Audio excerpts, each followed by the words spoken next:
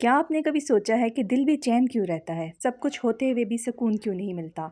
आज की इस वीडियो में हम एक ऐसे रूहानी राज पर बात करेंगे जो आपकी सोच, ज़िंदगी और दिल तीनों को बदल सकता है। ये वीडियो आखिर तक ज़रूर देखिएगा। इसमें मैं आपसे बिरयानी रेसिपी भी शेयर करूँगी और थोड़ी-सी आउटिंग और घर के काम भी। जी हाँ, तो अस्सलाम वालेकुम and welcome back to my channel. आप सब कैसे हैं? उम्मीद है सब ठीक होंगे, खुश होंगे। अल्हम्दुलिल्लाह मैं भी बिल्कुल ठीक हूँ।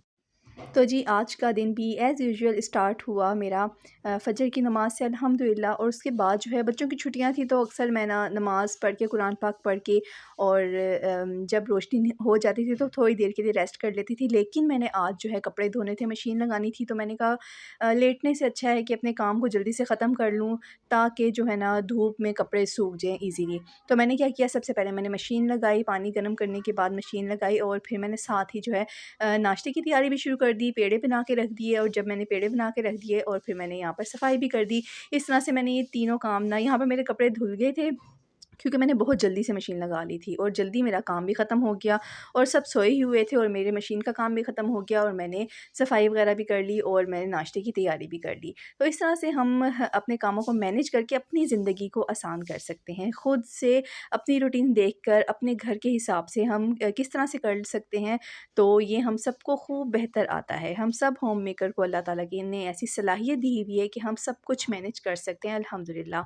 तो जी यहाँ पर देखें नाश्ता बन रहा था, मैंने पेड़े बना के रख दिए थे और जब पेड़े बना के रख लेना और उसके थोड़ी देर बाद जब हम पराठे बेलते हैं तो वो बहुत ज़्यादा ईज़िली बेले जाते हैं और आसान हो जाता है। मुझे तो ये काम बहुत मुश्किल लगता था पहले बेलना रोटी को, तो लेकिन ये है कि अब मुझे ये ट्रिक्स जब से ज़िंदगी में मैंने ऐड की है ना, और ये वक्त के साथ साथ ही इंसान को समझ आती है कि कौन सा काम किस तरह से करना है और कौन सा काम कैसे ईज़ी हो सकता है। ये एक तजर्बे की बात होती है और हर बंदे को ना अपने तजर्बे के हिसाब से अपना काम समझ आ ही जाता है। तो बस यहाँ पर देखें जी मज़ेदार से गरमा-गरम पराठे बन रहे थे और आपको पता है घर के काम करने के बाद और मैंने जैसे मशीन लगाई थी उसके बाद जो है इतनी ज़्यादा भूख लगने लग गई थी और काम के बाद वैसे ही बहुत ज़्यादा भूख लगती है। तो बस नाश्ता मैंने खुद जल्दी से बनाया क्योंकि बहुत शदीद भूख लग रही थी। और बस यहाँ पर देखें चाय रेडी हो गई और साथ ही पराठे रेडी हो गए। और बस इस तरह से सुबह की जो टाइम की बरकतें हैं ना, वो हम लोग जब अपनी ज़िंदगी में शामिल कर लेते हैं तो हमारी ज़िंदगी बहुत बरकतों वाली हो जाती है और बहुत ज़्यादा अच्छी हो जाती है। सुबह की बरकतें जिसको समेटने की आदत होती है ना, और जो सुबह जल्दी जागने वाला और कामों को स्टार्ट करने वाला होता है, वो अगर देर से उठ के कामों को स्टार्ट करता है तो उसे ऐसा लगता है कि उसका दिन तो गुज़र ही गया है कि अब वो क्या ही करेगा। ये आप लोग रिलेट कर सकते होंगे जो होम मेकर जो है वो सुबह के टाइम अपने काम कर रही होती है। मुझे लाज़मी बताइएगा आप में से कौन सुबह जल्दी अपने काम करता है और कौन लेट। और लेट काम करना भी कोई कोई बुरी बात नहीं है, बस हर एक की अपनी-अपनी आदत होती है ना, ये कोई बुरी बात नहीं है। हम इसे बुरा नहीं कह सकते कि आप लोग अपने काम लेट क्यों करते हैं। बस हर एक की अपने घर के हिसाब से अपनी रूटीन होती है। तो जी बस यहाँ पर हम बाहर आ गए थे और बस कहीं जाना भी था, ये अचानक ही प्लान बन गया था। एक गाँव की तरफ समझें, गाँव टाइप ही था, वहाँ पर जाना था और बस हस्बैंड ने जाना था तो हम भी साथ तैयार हो गए लॉन्ग ड्राइव के लिए। जी, हम बात करते हैं अब, जैसे मैंने आपको वीडियो के स्टार्ट में बताया था कि हमने किस बारे में बात करनी है। हमने एक ऐसी ताकत के बारे में बात करनी है जिससे हमारी अपनी ज़िंदगियाँ आसान हो सकती हैं। जी हाँ, और वो ताकत है तवक्कुल की ताकत। यानी कोशिश करने के बाद अल्लाह ताला की ज़ात पर छोड़ देना। तवक्कुल का मतलब ये नहीं होता कि इंसान हाथ पर हाथ रख कर बैठ जाए, यानी वो कोई काम ना करे और बस ये तवक्कुल रखे कि बस सब कुछ खुद ब खुद हो जाएगा। नहीं, ऐसा नहीं है। तवक्कुल का असल मतलब तो ये है कि पूरी कोशिश करना, बेहतरीन अपनी तरफ से अपना पूरा इनपुट देने की कोशिश करना और फिर जो उसका नतीजा है ना, वो अल्लाह ताला के सुपुर्द कर देना। हम में से अक्सर लोग या तो सिर्फ़ दुआ पर इक्तफ़ा कर रहे होते हैं या सिर्फ़ मेहनत पर भरोसा कर रहे होते हैं। इस्लाम जो है वो हमें बैलेंस सिखाता है। कोशिश भी है, दुआ भी है और फिर मुकम्मल तवक्कुल भी अल्लाह ताला की ज़ात पर लाज़मी करना है।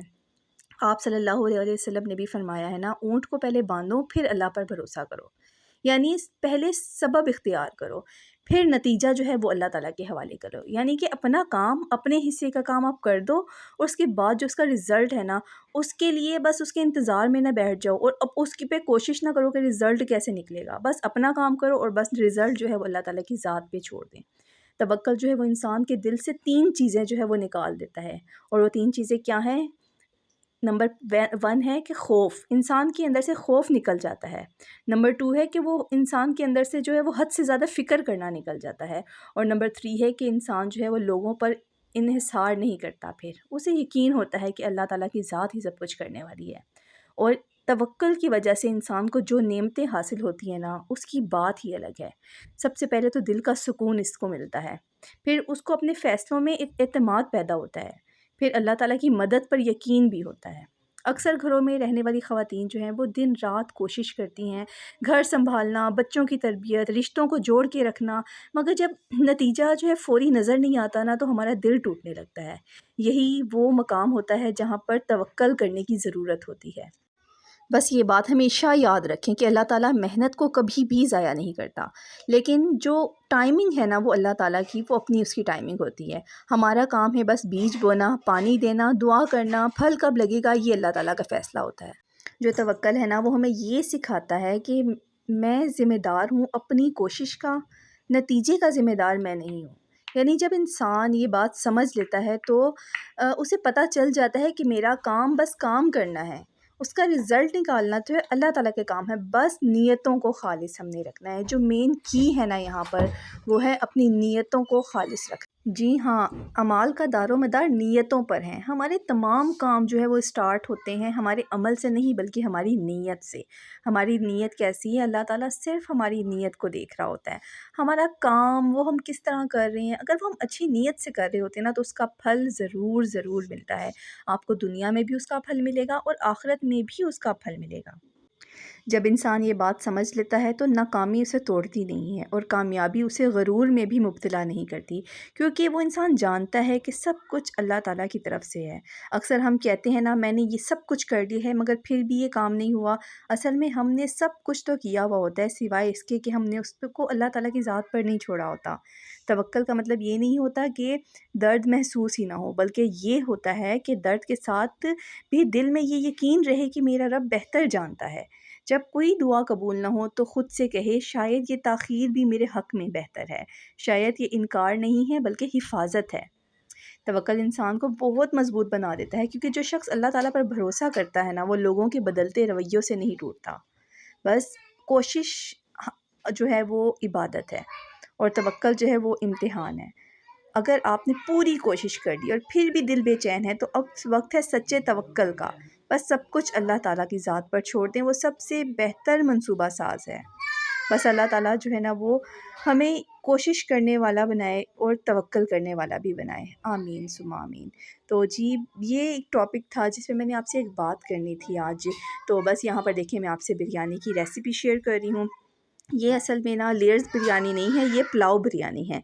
बस बाहर जाने से पहले मैं कुछ बना के भी नहीं गई थी, तो मैंने आकर जल्द से ये बस आलू वाली बिरयानी बनाई। इसमें हम चिकन भी ऐड कर सकते हैं, लेकिन ये जल्दी में मैंने बस आलू वाली बिरयानी बनानी थी। तो सबसे पहले जो है मैंने चावलों को भिगो के रख दिया, ताकि चावल जब तक नरम हो जाएँ तब तक हमारे बाकी काम हो जाएँ। और मैंने आलू को कट कर दिया, प्याज, लहसुन और टमाटर वगैरह सब कुछ काट कर रख दिया, साथ पुदीना और लेमन भी हमें चाहिए होगा। यहाँ पर देखिए, हमने सबसे पहले प्याज़ों को अच्छी तरह से फ्राई करना है और साथ ही लहसुन को हमने कूट के रख लेना है, टमाटर को कट करके रख लेना है, क्योंकि साथ-साथ हमारा काम हो जाए जब तक प्याज़ हमारे सुर्ख हो जाएँगे। तो देखिए, यहाँ पर मैं लहसुन को कूट रही हूँ और उसके बाद मैंने सारी चीज़ें देखिए इस तरह से रेडी करके रख ली थी, ताकि मुझे ईज़ी आसानी हो। और मैंने साथ-साथ रिकॉर्डिंग भी करनी थी, तो फिर पता है कि रिकॉर्डिंग में जब काम करना पड़ता है ना, तो वो काम का डबल टाइम लग जाता है। तो बस इसको मैं जल्दी से मैनेज कर रही थी, क्योंकि भूख भी लगी हुई थी शदीद, और सुबह का वही नाश्ता किया हुआ था जो मैंने आपके साथ शेयर किया था अभी। और बस यहाँ पर देखें, प्याज़ को जब ब्राउन हो गए तो मैंने इसमें लहसुन ऐड किया। लहसुन को अच्छी तरह से मैंने इसमें फ्राई किया। अगर आपने चिकन की बिरयानी बनानी है ना, तो इस स्टेज में आप चिकन ऐड करके इसको साथ ही फ्राई करेंगे प्याज़ों के बाद। तो मैंने आलू डालने थे, आलू तो आपको पता है जल्दी गल जाते हैं। तो यहाँ पर देखिए, मैंने टमाटर्स को इस तरह से गोल गोल कट करके ऐड कर दिया, और इसके बाद जब ये नरम हो गए तो इसमें मैंने आलू ऐड कर दिए। आलू को देखिए, मैंने थोड़े से बड़े साइज़ का कट किया, क्योंकि बिरयानी में छोटे छोटे आलू नहीं अच्छे लगते, बड़े साइज़ के आलू अच्छे लग रहे होते हैं।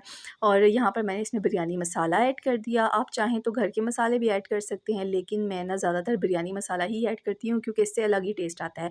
और थोड़ी-सी एक्स्ट्रा हल्दी अगर आप ऐड कर लेंगे ना, तो जब चावलों में ये मसाला जाएगा ना, तो उसका कलर बहुत अच्छा आता है। और यहाँ पर देखिए, सबसे फ़ेवरेट जो चीज़ है ना बिरयानी में, जो डलती है, जिससे टेस्ट निकल के आता है, वो है इमली।